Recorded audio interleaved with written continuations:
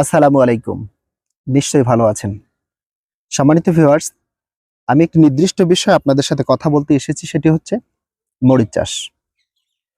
মরিচ একটি মশলা জাতীয় ফসল, যা আমাদের নিত্য প্রয়োজনীয়, যেটা ছাড়া আমাদের চলে না।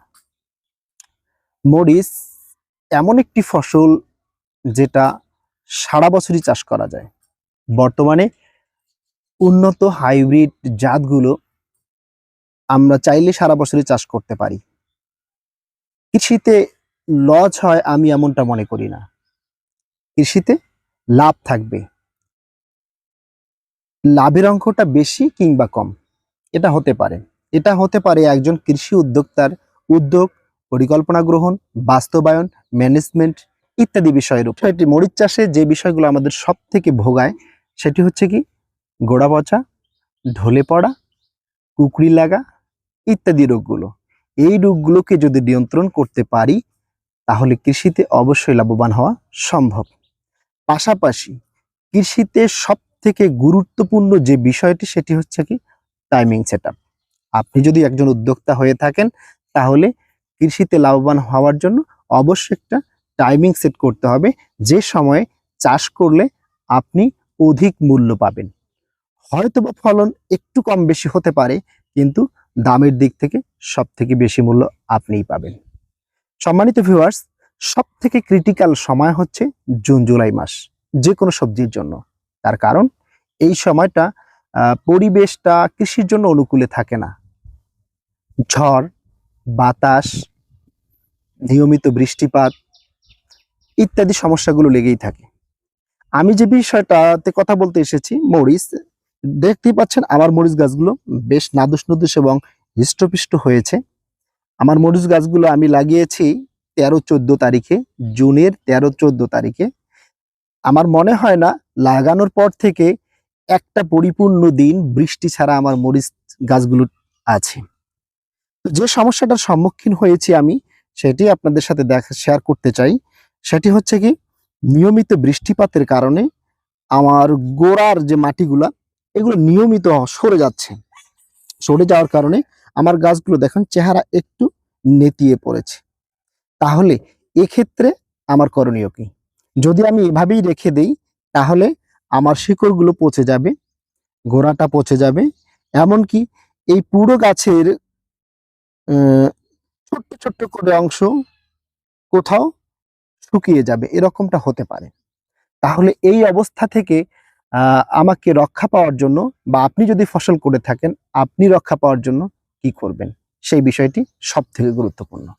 তো যদি নিয়মিত বৃষ্টিপাত হয় কিংবা অধিক পরিমাণে হয়, আপনাকে অবশ্যই আপনার ক্ষেতে ছত্রাকনাশক স্প্রে করতে হবে।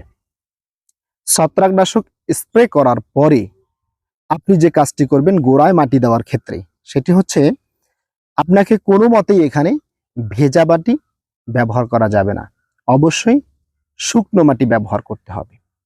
তবে সব থেকে ভালো হয়, সব থেকে ভালো হয় এবং ফসলের সুরক্ষায় যে জিনিসটা সেটি হচ্ছে এই গোড়াতে আপনি যদি ওয়ান্ডারমা ওয়ান্ডারমা কিংবা ট্রাইকোডার্মা হার্জিনিয়াম 1% যেটা, এটা গোড়ায় ব্যবহার করা যায়, তাহলে আপনার শিকড় গোড়া পুরোটাই সুরক্ষিত থাকবে। এমনকি ভাইরাস ব্যাকটেরিয়া থেকেও আপনার গাছকে রক্ষা করবে। আচ্ছা, এখন কথা হচ্ছে কিভাবে ব্যবহার করলে আমরা এটার থেকে রক্ষা পাবো। এটি ব্যবহার করার আগে আপনাকে অবশ্যই একটি ছত্রাকনাশক ব্যবহার করে নিতে হবে। পাশাপাশি আচ্ছা যাই হোক, ছত্রাকনাশক আপনি ব্যবহার করবেন। এরপরে আপনি যে কাজটি করবেন সেটি হচ্ছে 1 বিঘা জমিতে, 1 বিঘা জমির জন্য 1 কেজি ওয়ান্ডারমা, 1 বিঘা জমির জন্য 1 কেজি ওয়ান্ডারমা, এবং এই ওয়ান্ডারমার সাথে জৈব সার কমপক্ষে 30 কেজি মিশ্রিত করতে হবে। পাশাপাশি মাটি 30 কেজি, 30 কেজি মাটি, 30 কেজি জৈব সার, 1 কেজি ওয়ান্ডারমা অথবা ট্রাইকোডার্মা হার্জিনিয়াম, আপনি যে কোনো কোম্পানির ব্যবহার করতে পারেন। এটা নিয়ে মিশ্রণ করে গাছের গোড়ায় যে জায়গাটাতে আপনার শিকড়গুলো বেরিয়ে গেছে সেই জায়গাগুলোতে আপনি দিয়ে দেবেন। দেখতে পাচ্ছেন আমিও সেটি মিশ্রণ করেছি। এই মিশ্রণটা আজকে আমি ব্যবহার করব। সেটা পরিমাণ মতো, একটি গাছের গোড়ায় সর্বোচ্চ কতগুলো আর খাবে 100 গ্রাম 150 গ্রাম এরকম খেতে পারে। ঠিক এভাবে গাছের গোড়ায় আপনি দিয়ে দেবেন। হ্যাঁ, তাছাড়া জুন জুলাই মাসে যে কাজটি গুরুত্বপূর্ণ সেটি হচ্ছে কি, আপনার গাছের গোড়ায় অবশ্যই খুঁটি দিতে হবে। অবশ্যই খুঁটি দিতে হবে। তার কারণ মালচিং পেপারে যখন আমরা মরিচ করি তখন মরিচের যে কোকোপিটের অংশটা এটা মালচিং এর সমপরিমাণ রাখতে হয়। বৃষ্টির পানিতে একটু ধুয়ে গেলে গাছের আগা যখন একটু ভারী হয়ে যায় বা নাদুস নুদুস হয়ে যায়, গাছের ওজনটা বৃদ্ধি পায়, একটু বাতাসে ঢলে পড়ার সম্ভাবনা সব থেকে বেশি থাকে, যেমনটা আমার পড়েছে। হ্যাঁ, আমি যে বিষয়টি কথা বলতে এসেছি সেটি আবারও বলছি যে এটি আপনি যদি ব্যবহার করেন, আপনার ধরুন আপনার শিকড়গুলো পচে যাবে।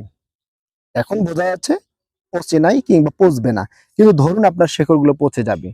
এক্ষেত্রেও যদি আপনি ওয়ান্ডারমা জৈব সার এবং মাটি মিশ্রণ করে এইটা গাছের গোড়ায় দিয়ে দিতে পারেন, হয়তোবা আপনার যেটা নষ্ট হয়েই যাবে গাছটি, এই গাছটিও এভাবে ঝিম ধরে কিছুদিন থাকার পরে এই জৈব সারটা দেওয়ার কারণে উপরের অংশ থেকে ছোট ছোট শিকড় বের হবে।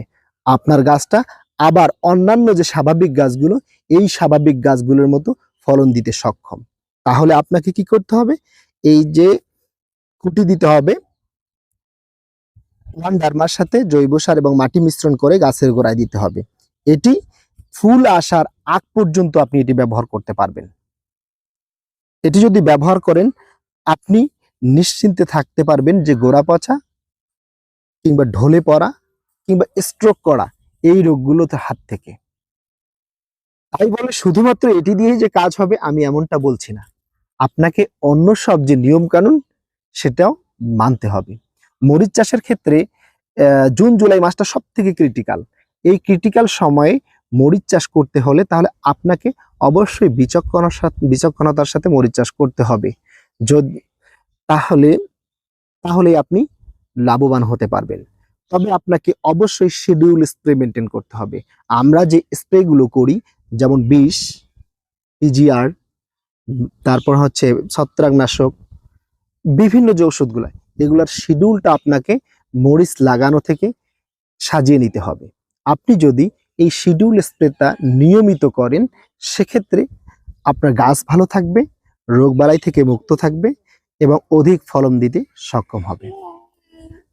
প্রিয় দর্শক, মরিচ চাষের অন্যান্য খুঁটিনাটি বিষয়ে আমি আমার পরবর্তী আলোচনায় ইনশাআল্লাহ তুলে আনবো।